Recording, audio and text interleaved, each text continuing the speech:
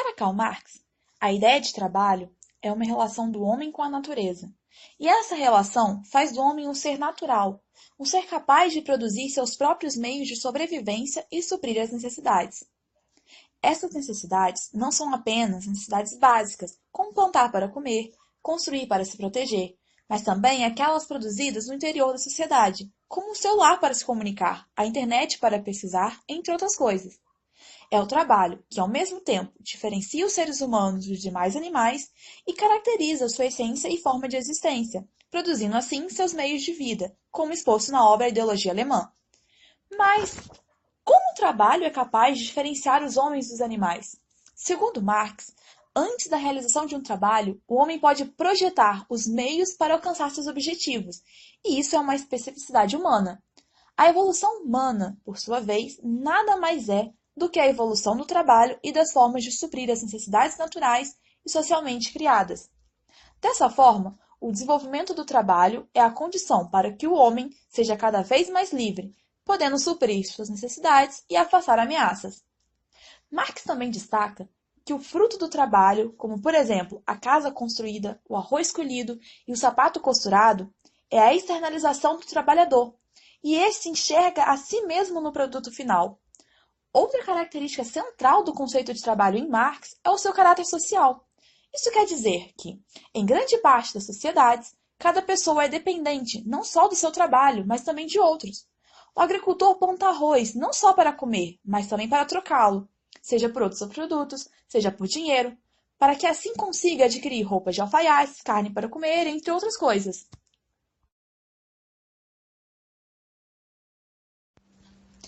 Assim, o trabalho é a essência do homem, sendo possível ver no produto final tanto o trabalho empregado como parte da essência do seu produtor. O valor do produto de trabalho, por sua vez, se dá principalmente através do tempo de trabalho empregado.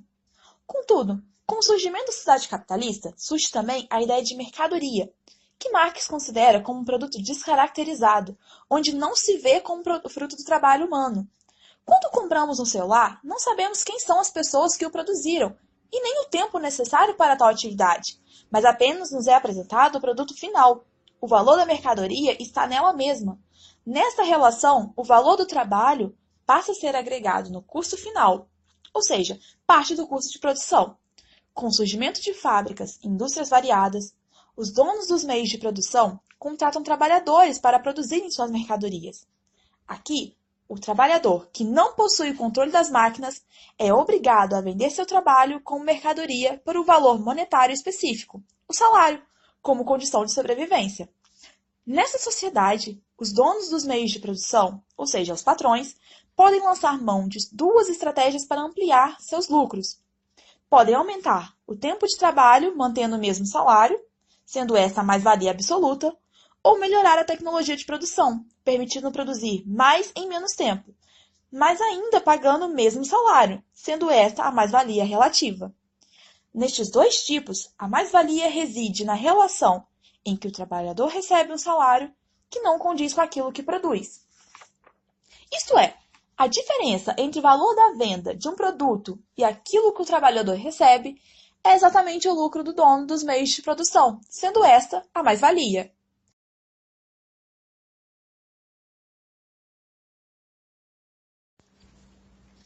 O Grupo Guararapes Confecções é o maior grupo empresarial têxtil da América Latina, contando com empresas como a rede de lojas Riachuelo, entre outras. Seu valor de mercado supera a casa dos 5 bilhões.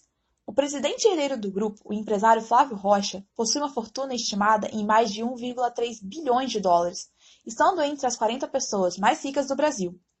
As lojas Riachuelo, principal empresa do grupo, é alvo de manifestações e processos trabalhistas desde os anos 1980. Em 2016, Flávio Rocha foi condenado por praticar trabalho escravo com costureiras, impondo jornadas de trabalho exaustivas, condições degradantes e remunerações abaixo do permitido. Tal exemplo ilustra, entre tantos outros, a possibilidade de perceber como trabalhadores podem ser expostos às piores formas de exploração e como o fruto de seus trabalhos é usurpado por grandes empresários bilionários.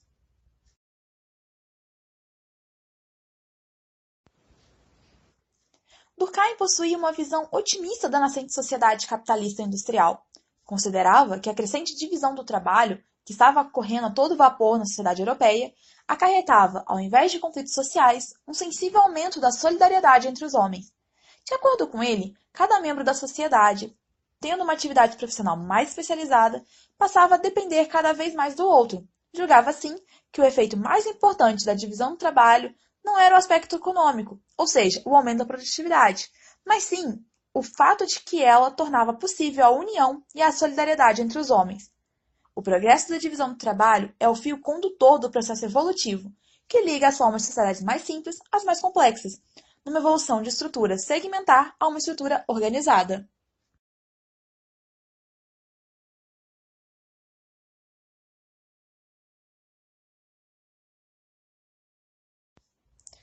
Durkheim desenvolveu a teoria no qual acreditava que as espécies sociais, à semelhança das espécies vivas, podem ser classificadas numa escala evolutiva, das mais simples às mais complexas. Caracterizou-se dois tipos de sociedade, que corresponderiam ao inferior e superior da escala evolutiva, ou seja, de uma sociedade simples tradicional a uma sociedade complexa moderna.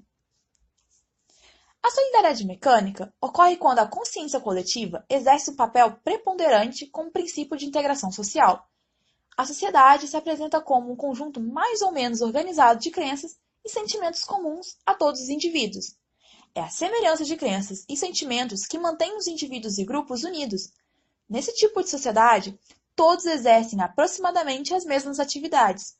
São sociedades primitivas, onde existe a homogeneidade econômica e cultural. Na solidariedade orgânica, a integração social é realizada a partir da diferenciação entre indivíduos e grupos no interior da sociedade.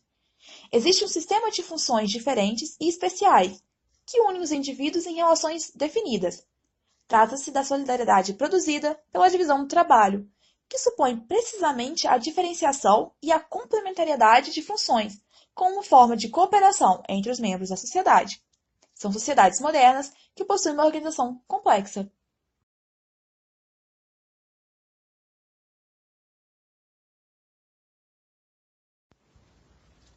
Atividade. Pesquise em uma profissão de sua escolha e busque relacioná-las com os conceitos e reflexões de Marx e Durkheim sobre o trabalho, levando por escrito tais reflexões para que sejam discutidas em sala de aula, para que possamos, assim, criar um diálogo com a temática do trabalho e a importância de direitos trabalhistas, reforma trabalhista, entre outros.